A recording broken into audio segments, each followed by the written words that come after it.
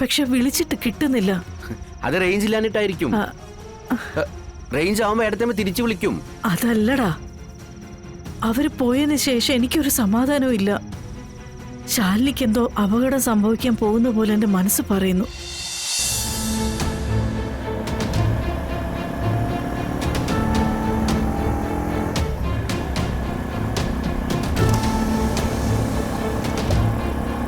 കേറിപ്പോക്കോ.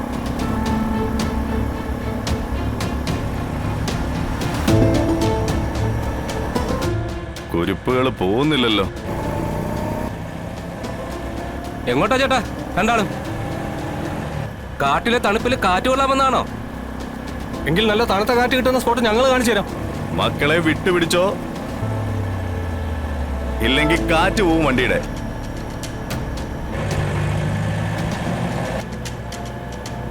ഞങ്ങളും കൂടിക്കോട്ടെ, നല്ല സ്ഥലങ്ങൾ കാണിച്ചു തരാം. കൈക്ക് പണിയുണ്ടാക്കാതെ എടുത്തോണ്ട് പോടാ.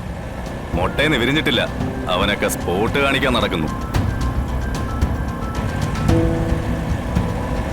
സെൻട്രൽ ജയില് കണ്ടേച്ച് വരുന്നവരുടെ അടുത്താ ലോക്കപ്പ് മുറിയുടെ ഭീകരത പറഞ്ഞു വരുന്നത്.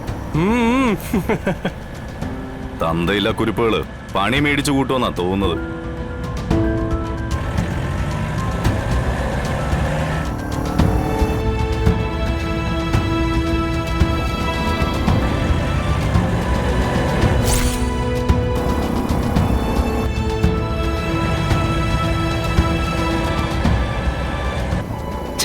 അവര് വിട്ടുപോകാണല്ലോ. എടാ നീ ഒന്ന് കേറ്റി പിടിക്കാൻ നോക്ക്.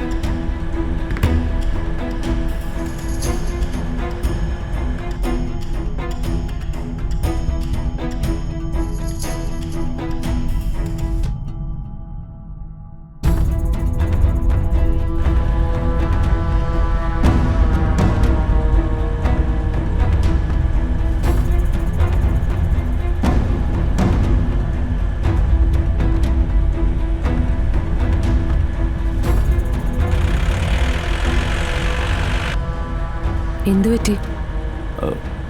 അല്ല, വഴി തെറ്റിയോന്ന് എനിക്കൊരു സംശയം. എന്തായാലും മുന്നോട്ട് പോവാം. ഏതെങ്കിലും ഒരു റോഡിൽ ചെന്ന് കയറാതിരിക്കില്ലല്ലോ. ആരെങ്കിലും കണ്ടാൽ നമുക്ക് ചോദിക്കാം.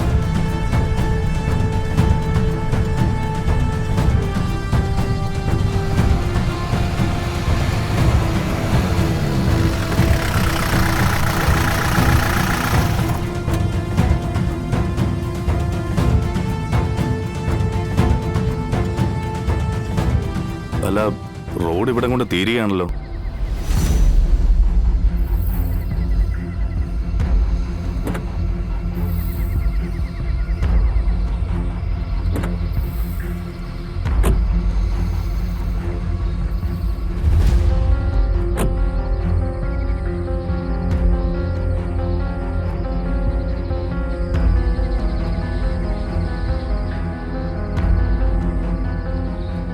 ഞാൻ പറഞ്ഞില്ലേ, നമ്മൾ അവിടുന്ന് ലെഫ്റ്റ് കയറിയപ്പോഴേ വഴി തെറ്റിയെന്ന് എനിക്ക് തോന്നിയതാ. പക്ഷേ നമ്മളത് ശ്രദ്ധിക്കാതെ പോന്നതാ അബദ്ധമായത്. ഇതിപ്പോ നമ്മൾ ഇനി എന്താ ചെയ്യാ? അല്ല, നമുക്ക് തിരിച്ചു പോവാം. ആരെങ്കിലും കാണുകയാണെങ്കിൽ നമുക്ക് വഴി ചോദിക്കാം.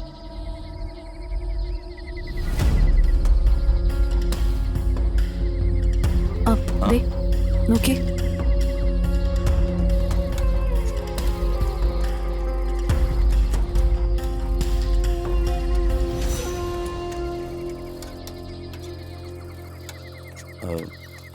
ചേട്ടാ, ഒരു കാര്യം ചോദിച്ചോട്ടെ? ഞങ്ങൾക്ക് വഴി തെറ്റി. ഞങ്ങൾക്ക് പോകേണ്ടത് ഭൂതത്താങ്കാടിനടുത്തുള്ള ഒരു മഞ്ഞുമല എസ്റ്റേറ്റിലേക്കാ.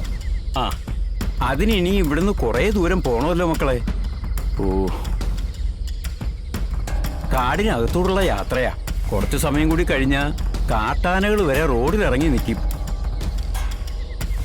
പിന്നെ എന്തൊക്കെ വന്യമൃഗങ്ങൾ ഇറങ്ങുമെന്ന് പറയാൻ പറ്റില്ല. ഞങ്ങൾക്ക് ഈ പറഞ്ഞ സ്ഥലത്ത് താമസ സൗകര്യം ഏർപ്പെടുത്തിയിരിക്കുന്നത്. അവിടേക്ക് എത്താൻ എന്തെങ്കിലും എളുപ്പ വഴിയുണ്ടോ? ഇനി അങ്ങോട്ട് പോവാതിരിക്കുന്നതായിരിക്കും നല്ലത്. ഇരുട്ടിയാ പിന്നെ മുഴുവൻ വന്യമൃഗങ്ങളാ. ഇവിടുന്ന് തിരിച്ചു പോയി വലത്തേക്ക് കുറെ ദൂരം കൂടി ചെല്ലുമ്പോൾ ഒരു ലോഡ്ജ് ഉണ്ട്. ഇന്നിപ്പോ തൽക്കാലം അവിടെ തങ്ങുക. എന്നിട്ട് രാവിലെ പോകുന്നതായിരിക്കും നിങ്ങളുടെ ജീവന് നല്ലത്. ഇനി രാത്രി പോയിട്ട് വെറുതെ കാട്ടാനകളുടെ ഇടയിൽ ചെന്ന് കയറണ്ട. അല്ല, ഈ മഞ്ഞുമല എസ്റ്റേറ്റ് അവിടം വരെ എത്തിപ്പെട്ടിട്ട് വേണ്ടേ അവിടെ ചെന്ന് താമസിക്കാൻ? സമയം സന്ധ്യയോടെടുക്കുക.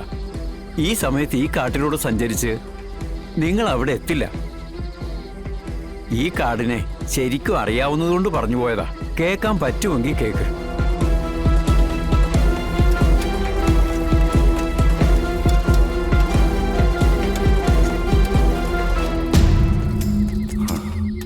അല്ല, എന്താ വേണ്ടത്?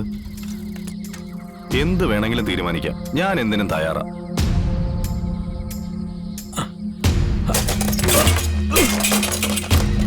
അയ്യോ അയ്യോ ചേട്ടാ, എന്തെങ്കിലും പറ്റിയോ? ഏയ്, എനിക്ക് കുഴപ്പമൊന്നുമില്ല. ഇതൊക്കെ ഇവിടെ പതിവാ. നിങ്ങളെ വന്ന വഴിക്ക് തന്നെ പോവാൻ നോക്ക്. ആ ശരി ചേട്ടാ. ഓ, അയാള് പറഞ്ഞത് വെച്ച് നോക്കുമ്പോ ധിക്കരിച്ച് പോകാതിരിക്കുന്നതായിരിക്കും നല്ലത്.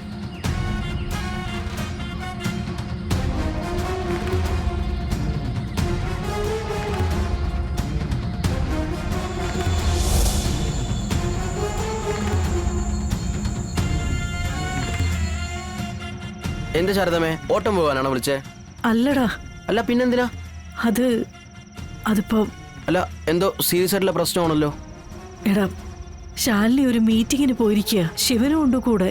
പക്ഷെ വിളിച്ചിട്ട് കിട്ടുന്നില്ല. അത് റേഞ്ച് ഇല്ലാഞ്ഞിട്ടായിരിക്കും. റേഞ്ച് ആവുമ്പോ ഇടത്തേമ്മ തിരിച്ചു വിളിക്കും. അതല്ലടാ, അവര് പോയതിനു ശേഷം എനിക്കൊരു സമാധാനവും ഇല്ല. ശാലിനിക്ക് എന്തോ അപകടം സംഭവിക്കാൻ പോകുന്ന പോലെ എന്റെ മനസ്സ് പറയുന്നു.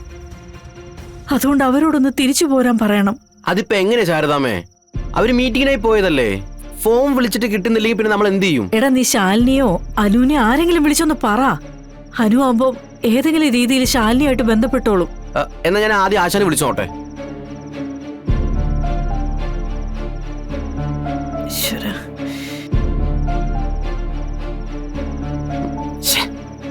കിട്ടുന്നില്ലല്ലോ.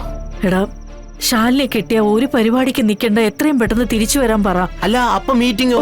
എന്ത് മീറ്റിംഗ്? ഒരു മീറ്റിംഗും ഇല്ല. ഫോൺ കിട്ടിയ അടുത്ത നിമിഷം അവിടെ നിന്ന് തിരിക്കാൻ പറയണം.